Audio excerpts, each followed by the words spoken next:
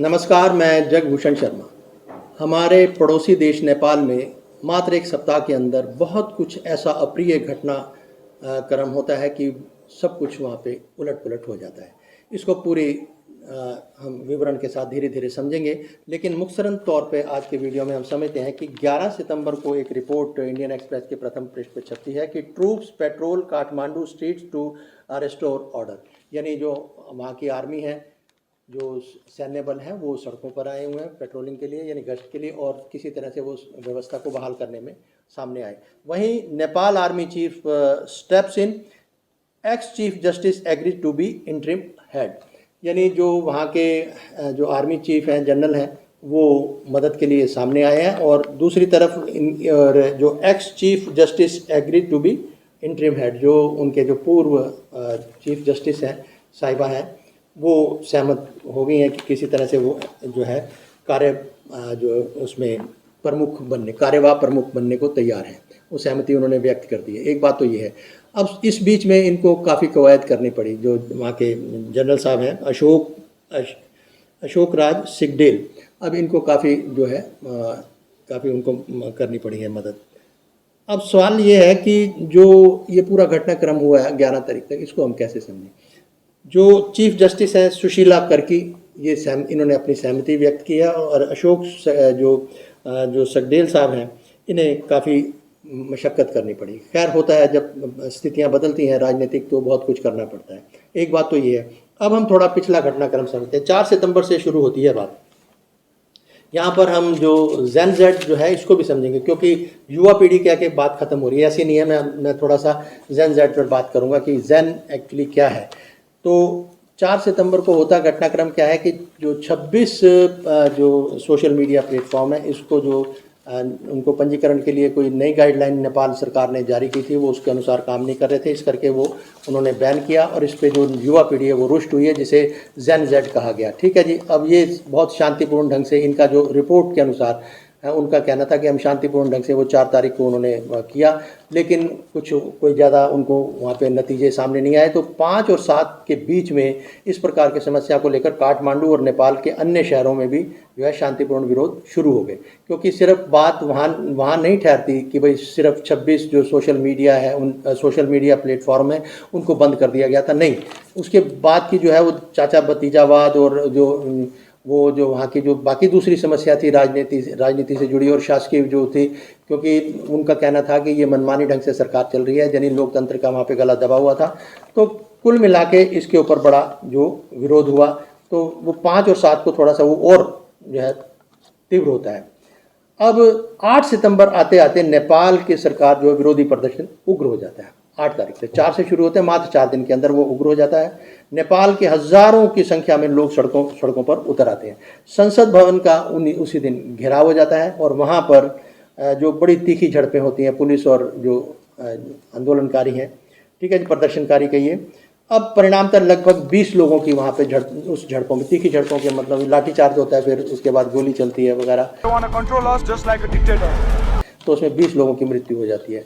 अब ये जो है एक टर्निंग पॉइंट था वहाँ की जो तख्ता पलट के लिए।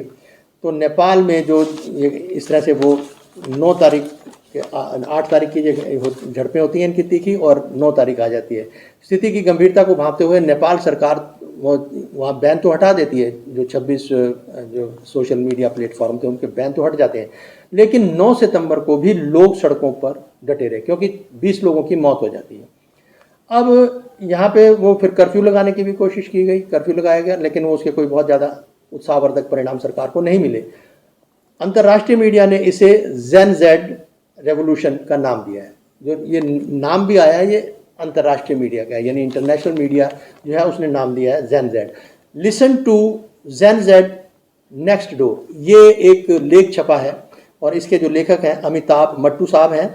ये हैं जो प्रोफेसर और डीन है स्कूल ऑफ इंटरनेशनल स्टडीज़, ये JNU के कह लीजिए, और दूसरा आप कहेंगे ऑनरेरी प्रोफेसर हैं ये मेलबॉर्न यूनिवर्सिटी में, अमिताभ जो है मट्टू साहब। अब इनका जो कहना है वो हम समझ लेते हैं। ये कहते हैं कि एक जगह ये कह रहे हैं कि जैसे इसका मतलब ये है, जैसे इन्होंने कहा कि listen to Gen Z next door अपने, इन्होंने कहा है कि जो पड़ोसी हैं उनके जो जैन जैड करो या आप युवा पीढ़ी को जो चलन में आई है बात उसे सुने।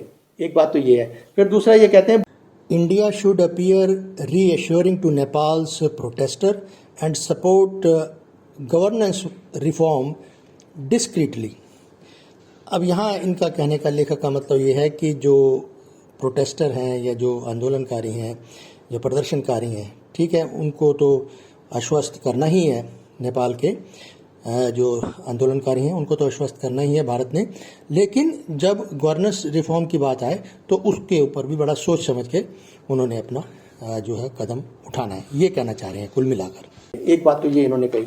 अब जो कहना ये कुछ चेतावनी भी कह रहे हैं कि इसे चेता भी रहे हैं अपने लेख में। मोटे तौर पर वो कहते हैं कि जो अस्थिर नेपाल इस आज की डेट में है, तो वहाँ से जो लोगों का आवागमन होगा, क्योंकि हमारे जो बॉर्डर लगते हैं उत्तराखंड से या इसके साथ बिहार के साथ सिक्किम के साथ और दूसरे तीसरे जितने भी हैं उत्तर प्रदेश के साथ, तो वहाँ जो अब लोगों का आवागमन रहेगा तो बॉर्डर है छितरा हुआ। अब सिर्फ लोगों का आवागमन नहीं होता, वहाँ पे विचार भी आते हैं फिर, क्योंकि चर्चाएं होती हैं, बात होती है, वहाँ क्या हुआ जैसे हुआ, तो वो सब बातें जो फैलती हैं, तो इसके भी रोकथाम के लिए उन्होंने कहा कि हमें क्वारंटाइन करना होगा। क्वारंटाइन बहुत जो शब्द पॉपुलर हुआ था जब कोविड फैला था, तो उनको क्या हमें अलग थलग उनको या खुद को हमें रखना होगा इनसे दूर, ताकि किसी तरह की गलतफहमियां ना फैलें। और भारत केवल जो है आत्म संतुष्ट रहने तक का जोखिम नहीं ले सकता।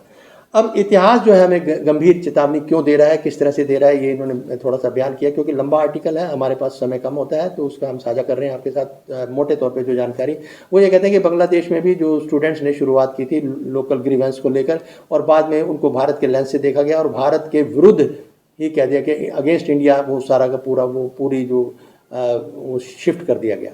ठीक है जी। तो ऐसे में जो है जो फिर भारत की हुआ क्या कि वो दुश्मनी में बदल गया सारा। भारत ने तो दिल्ली में बैठे हुए बड़ी हमदर्दी के साथ मनमाने ढंग से कह दिया कि बांग्लादेश के साथ हमारी हमदर्दी है ये, तो उसका परिणाम क्या हुआ। तो जो भी जिस तरह से भी करें, इनका कहने का मतलब सचेत कर रहे हैं कि थोड़ा अपने सहजता के साथ, बड़ी गंभीरता के साथ, क्योंकि अब वो इसलिए कि ये जो जैन जेड कर रहे हैं, ये सिर्फ ना तो 26 जो प्लेटफॉर्म पर बैन लगाया था, सोशल मीडिया के प्लेटफॉर्म्स पे बैन लगा था, उसकी बात नहीं है, क्योंकि वहाँ जो लोग असंतुष्ट हुए, इतने वो हुए, उसके पीछे और भी बहुत सारी थी। जो वहाँ के जो शासन थी, सरकार थी, वो उसकी मनमानी चल रही थी, भाई भतीजावाद चल रहा था। ठीक है जी। ऐसी बहुत सारी समस्याएं थी जो कि स्पष्ट रूप से सीधी वो जुड़ती हैं। महंगाई बढ़ गई, बेरोजगारी बढ़ गई, लोग असंतुष्ट थे, लोगों को बाहर जाना पड़ रहा है, बहुत सारी ऐसी समस्याएं जो हमारे आज भारत में व्याप्त हैं। ठीक है जी। और कहने का मतलब है जब लोग असंतुष्ट होते हैं तो वो किसी भी हद तक चले जाते हैं, और सचेत रहने की आज ज़रूरत है, कहने का मतलब ये है। और ये श्रीलंका, बांग्लादेश, नेपाल, ये सारे हमारे पड़ोसी हैं, छोटे छोटे देश हैं, ये सब के सब बहुत एक दुखद स्थिति से, राजनीतिक स्थिति से, परिस्थितियों से गुजर चुके हैं। तो आज के वीडियो में इतना ही, फिर मिलेंगे। नमस्कार।